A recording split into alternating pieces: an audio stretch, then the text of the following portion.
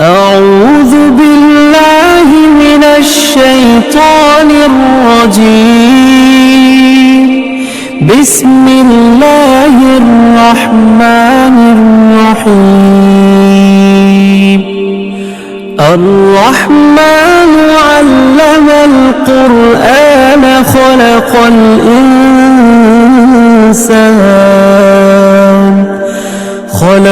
الإنسان علمه البيان. الشمس والقمر بحسبان والنجم والشجر يسجدان والسماء رفعها ووضع الميزان ألا تطغوا في الميزان وأقيموا الوزن بالقسط ولا تخسروا الميزان.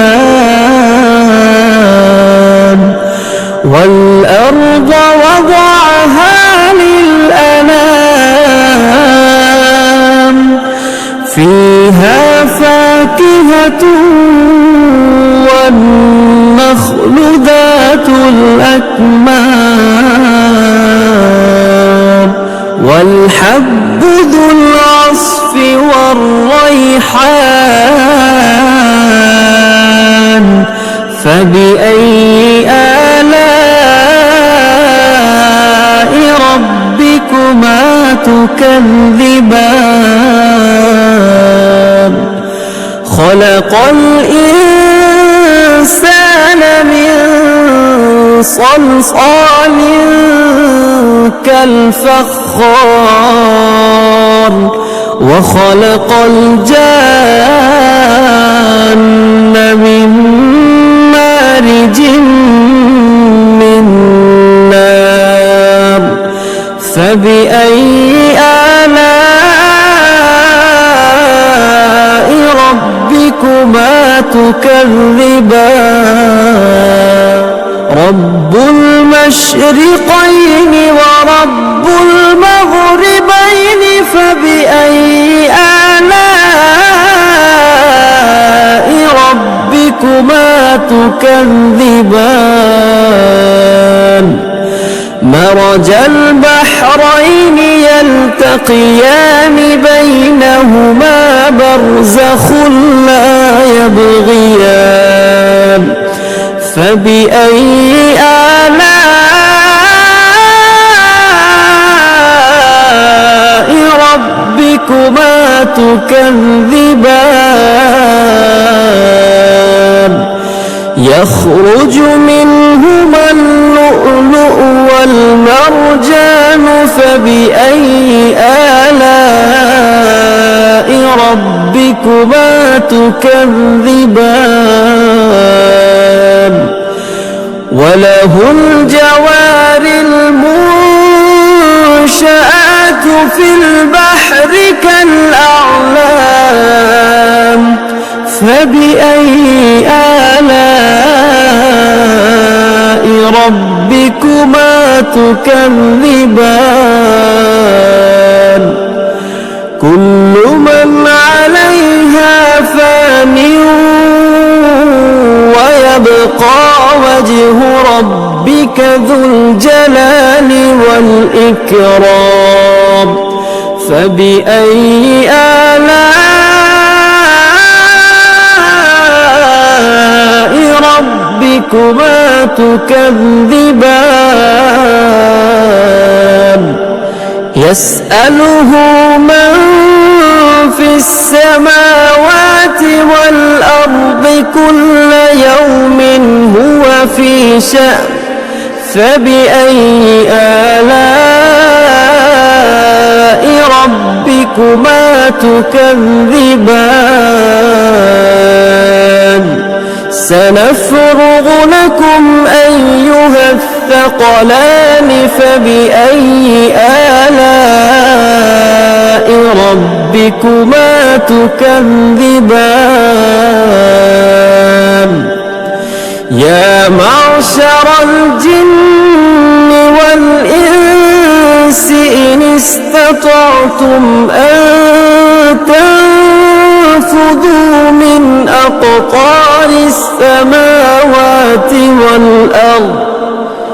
من أقطار السماوات والأرض فانفذوا لا تنفذون إلا بسلطان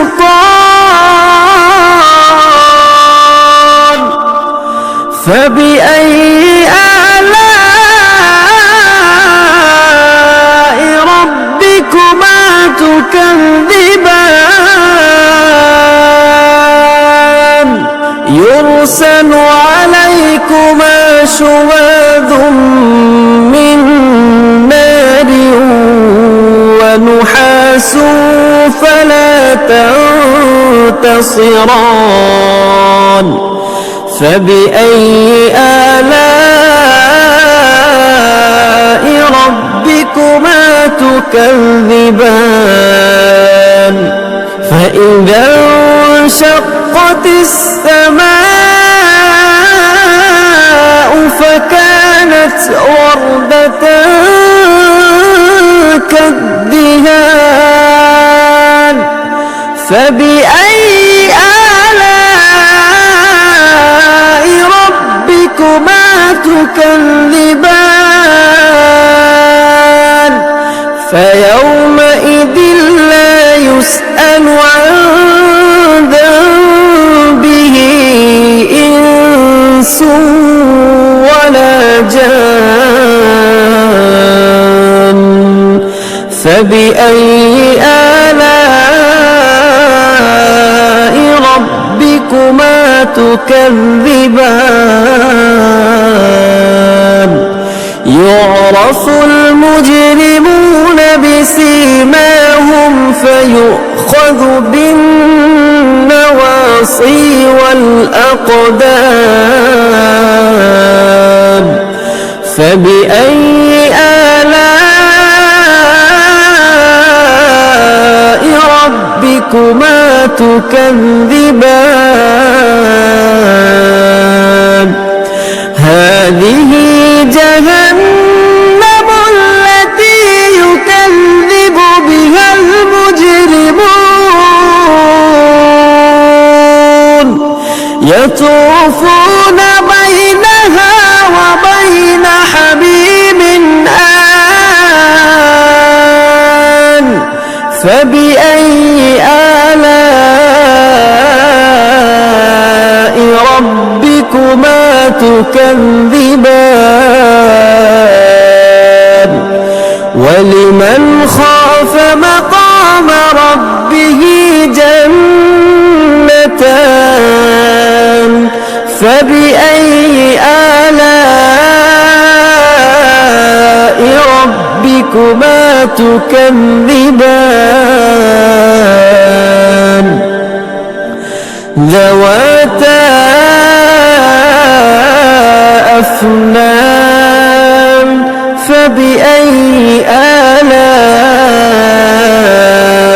ربكما تكذبان فيهما عينان تجريان فبأي آلاء ربكما تكذبان فيهما من كل فاكهة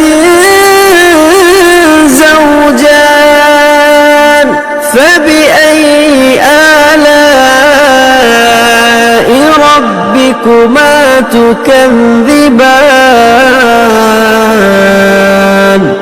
متكئين على فرش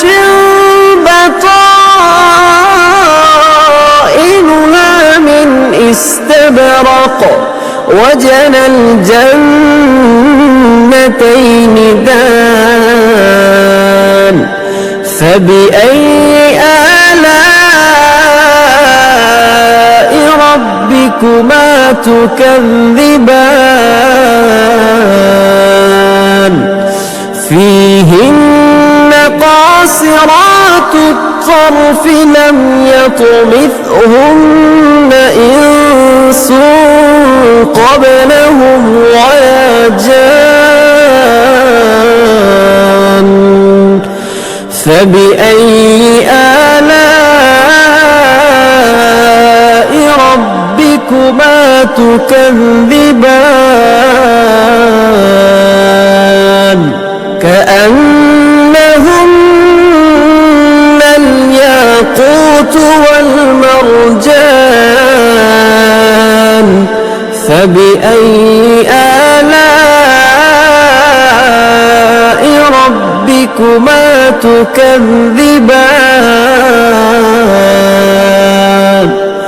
هل جزاء الإحسان إلا الإحسان فبأي آلاء ربكما تكذبان ومن دونهما جنتان فبأي آلاء ربكما تكذبان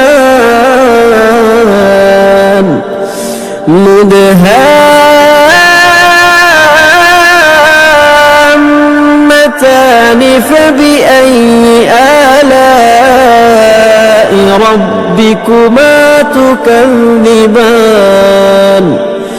فيهما عينان نضاختان فبأي آلاء ربكما تكذبان فيهما فاكهة ونخل